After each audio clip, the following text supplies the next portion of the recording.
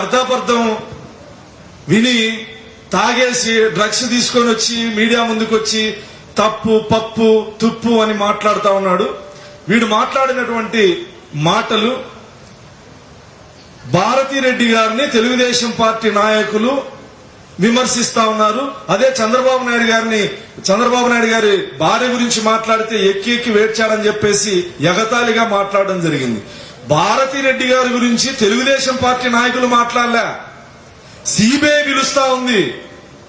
అవినాష్ రెడ్డి ఎవరితో ఫోన్ మాట్లాడినాడు, వివేకానంద రెడ్డి హత్య ముందు ఎవరితో మాట్లాడాడు, హత్య తర్వాత ఎవరితో మాట్లాడినాడని అవినాష్ రెడ్డి కాల్ డేటా తీసుకొని సిబిఐ మాట్లాడుతా ఉంది, సిబిఐ పిలుస్తా ఉంది.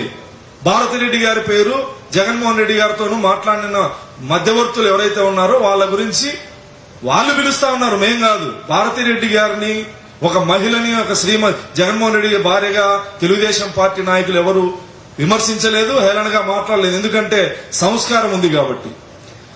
నారా రామ్మూర్తి నాయుడు గారు లోకేష్ గారి బాబాయ్ ఎక్కడా అని చెప్పి లోకేష్ గారిని విమర్శిస్తూ నారా రామ్మూర్తి నాయుడు గారు సంక్రాంతి పండుగల్లో వాళ్ళ ఫ్యామిలీ ఎక్కడా అని చెప్పేసి మాట్లాడుతున్నటువంటి వెధవ చెత్తనా కొడక. ఈ ఫోటోలు చూడండి. మొన్న సంక్రాంతి రోజు నారా ఇందిరాదేవి వసుంధర గారి దగ్గర, అరే చెత్తనా కొడక, వీళ్ళ బాబాయ్ ఫ్యామిలీ ఇక్కడ ఉంది, జగన్మోహన్ రెడ్డి గారి బాబాయ్ ఎక్కడరా వెధవా. ఇది నారా లోకేష్ గారి బాబాయ్ గారి కుటుంబం.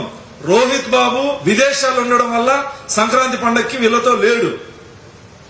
ప్రతి 15 రోజులకు ఒక్కసారి భువనేశ్వరి గారు రామ్మూర్తి నాయుడు గారి యొక్క ఆరోగ్యం గురించి, ట్రీట్మెంట్ గురించి శ్రద్ధ తీసుకునేదే భువనేశ్వరి గారు.